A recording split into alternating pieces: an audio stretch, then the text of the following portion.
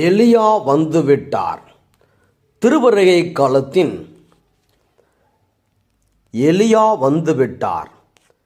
திருவருகை காலத்தின் 2ஆம் வாரம் நிறைவுக்கு வருகிற வேளையில் மெஸ்ஸியா வருகையை ஒட்டிய நிகழ்வுகள் வாசகங்களாக நமக்கு தரப்பட்டுள்ளன.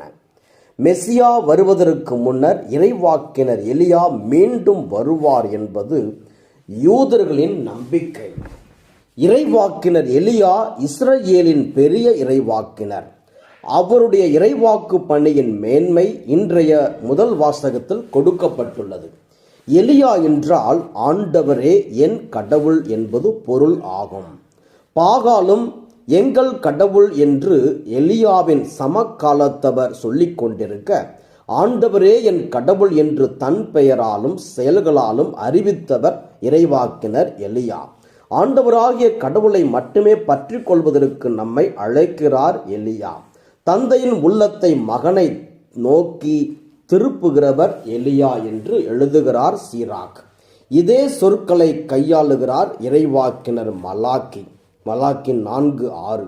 மலாக்கியா முன்மொழியும் நபர் திருமுழுக்கு யோவான் என்பதே திரு அவை தந்தையர்களின் புரிதல் ஆகும்.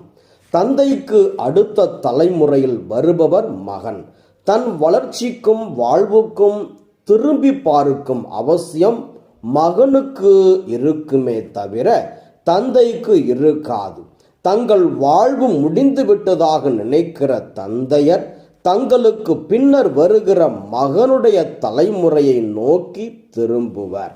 இயேசு என்னும் மகனை நோக்கி அவருடைய முந்தைய தலைமுறையினரை தந்தையர்களை திருப்பியவர் திருமுழுக்கு யோவான். எலியா வந்துவிட்டார் என்று அறிவிக்கிறார் இயேசு. மகனை நோக்கி உள்ளத்தை திருப்ப தயங்கினார்கள் இயேசுவின் காலத்தவர்கள். இன்றைய இறைவார்த்தை வழிபாடு நமக்கு 3 பாடங்களை வழங்குகிறது. 1. தனி ஆளாக உண்மையை பற்றி கொள்வது.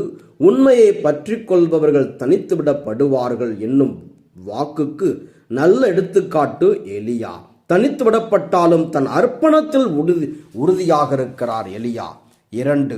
சொல்லுக்கும் செயலுக்கும் இடையே உள்ள நெருக்கம். எலியாவின் சொற்களுக்கும் செயல்களுக்கும் இடைவெளி இல்லை. 3. நம் உள்ளங்கள் இயேசுவை நோக்கி திரும்புவதற்கு தடையாக இருக்கிற கவன சிதறல்களை களைய கற்றுக்கொள்வோம். ஆமேன்.